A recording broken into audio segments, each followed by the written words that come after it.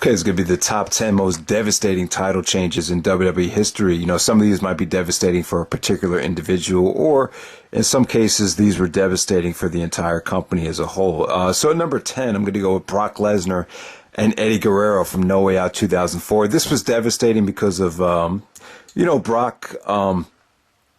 In retrospect, Brock probably made the right decision and made a great gamble by eventually, leaving the business and eventually going to the UFC and winning the championship over there in MMA. But at the time, it was very devastating for SmackDown and for the company, for Brock to just leave. There's a good chance if Brock never dropped the belt to Eddie, that Brock would have stayed and SmackDown wouldn't have been such a massive rebuilding stage in 2004.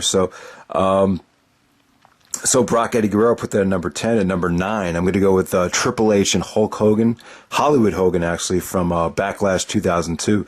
So, Hogan winning the undisputed title from Triple H was a huge setback for the company, in my opinion, looking back on it. I just feel like it kind of set everything back, and I feel like Triple H was probably promised an even longer title reign if he had just done the favor for Hogan. So I feel like a lot of people paid the price for it.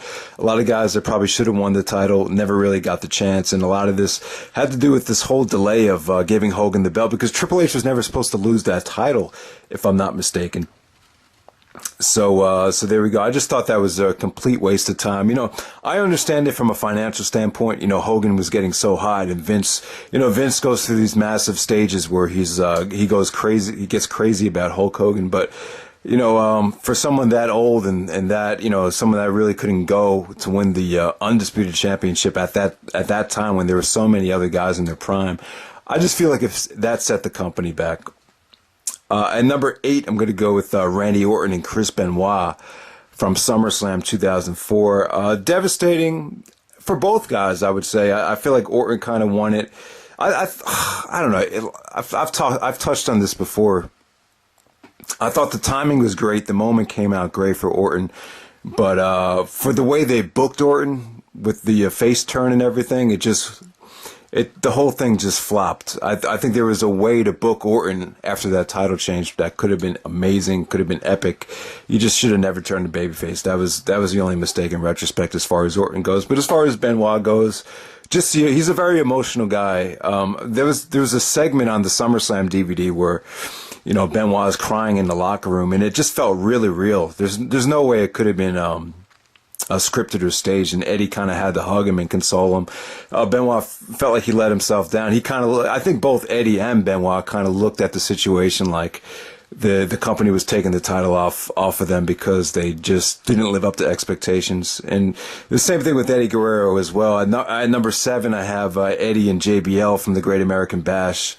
When Eddie Guerrero lost the championship to JBL, to me, it just felt like anybody could win the title. It just didn't seem like Bradshaw had put in enough work to win the title.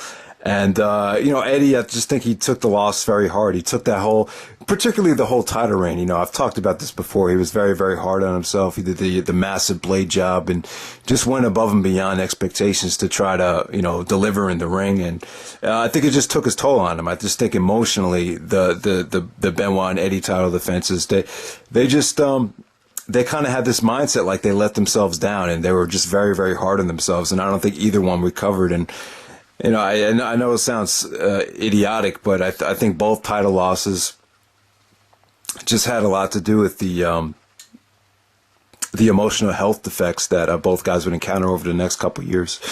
So there we go. Number 6, I'm going to go with Brock Lesnar and Kurt Angle from WrestleMania 19. It's devastating because the match was so brutal. Just a lot of injuries after the match. Both guys had to go to the hospital. Brock did the shooting star press, landed on his head. Angle, couldn't feel his arm because he had to get neck surgery. Should not have been wrestling with a neck that needed to be fused or needed to be surgically repaired. So it's devastating because of that, because of the physical aspect of it, but also because of, Kurt Angle. I don't feel like Angle was ever really quite the same after this match. It was really the turning point for him. And I think in retrospect, he made a huge mistake by wrestling this match, even though it is a classic. I definitely think the match definitely delivered. But, let's face it, this match definitely took its toll on Kurt Angle, and Angle was never quite the same. And eventually, a couple years later, it just led to him having to leave the WWE because he just couldn't keep up with the schedule and just couldn't keep up with the demands that the WWE put on his body. So that's number 6, Brock and Angle. And number 5, I'm going to go with CM Punk and The Rock from, Royal Rumble 2013.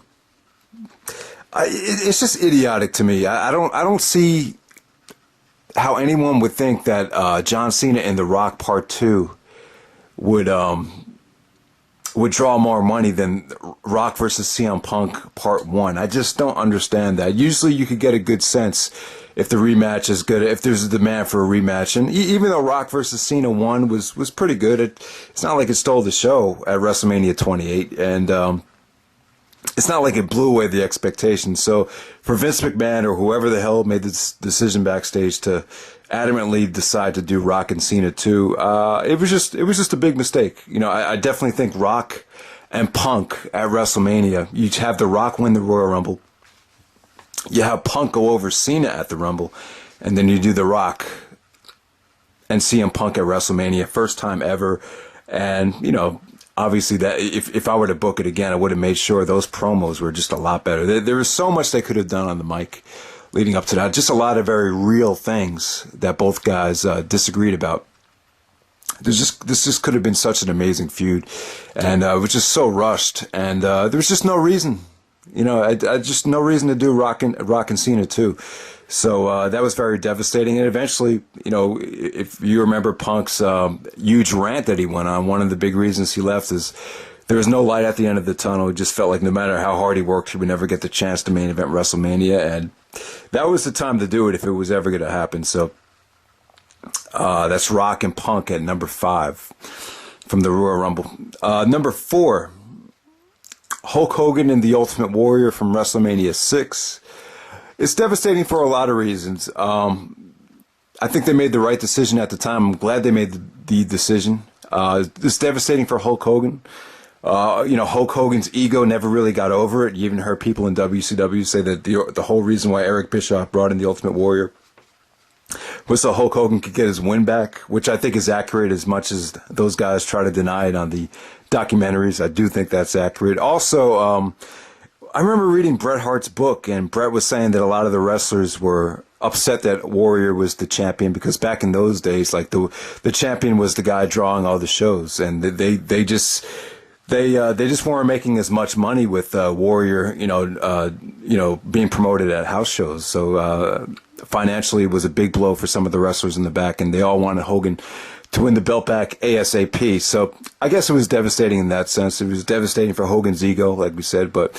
Warrior Hogan at number 4, it was a very emotional loss for Hulk Hogan, as you can see as he rode down the ramp on the way back to the locker room. He looked very devastated, looked very upset, so got to put that at number 4. Number 3, we're going to go with the whole WrestleMania 9 fiasco when Yokozuna defeated Bret Hart, and then Hulk Hogan comes out and challenges Yoko for the title.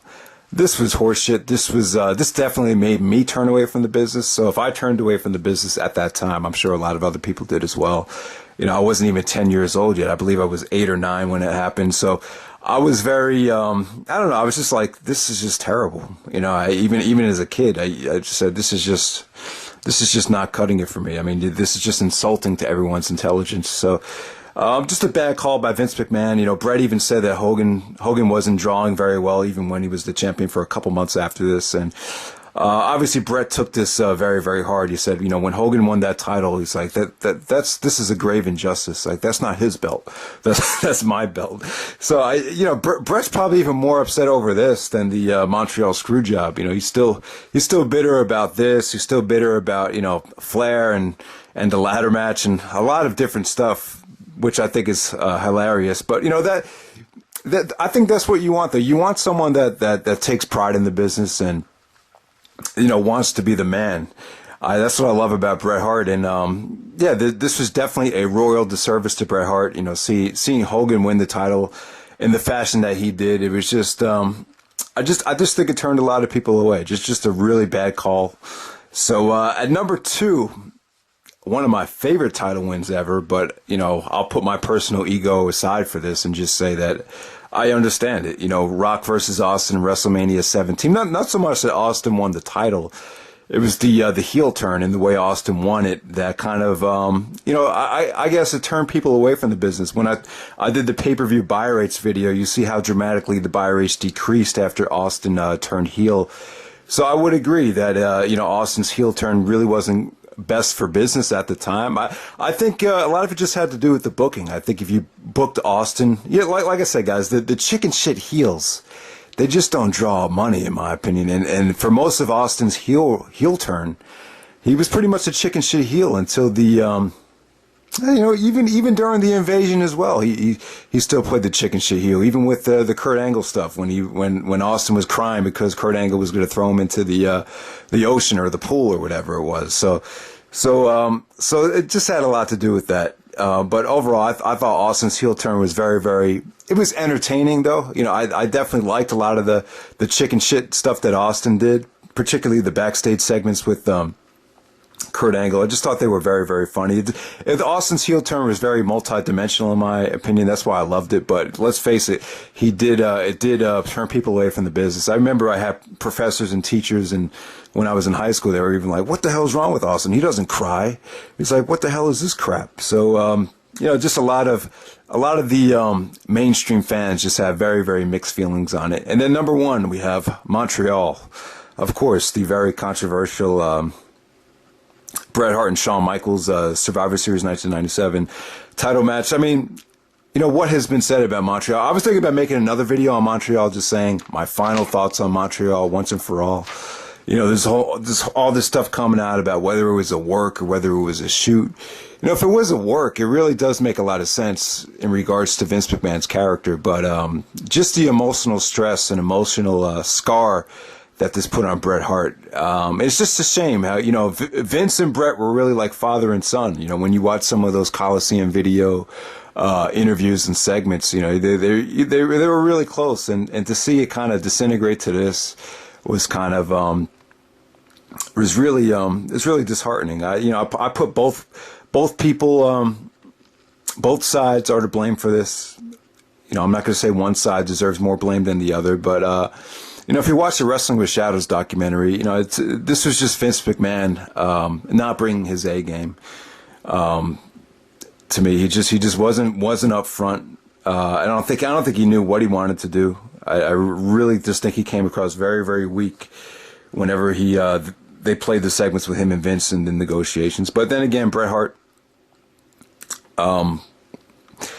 Bret should have been more of a businessman and just realized, this wasn't going to hurt him at all, leading to WCW. So, it's crazy, man, because, there's so many directions we could talk about this, how, WCW could have used this to even, take their company to the next level, because Bret Hart came in with so much momentum, because he never really lost to anybody, any of the major big guns in 1997. But, Montreal's a tough thing to talk about because there's so much stuff we could cover, and I'll be here forever if I really got into it. But I think everyone's pretty much sick about hearing about Montreal. But I think that's a solid choice for the number 1 to be number 1 here. So let me know what you guys thought about the video, and hope you enjoyed it.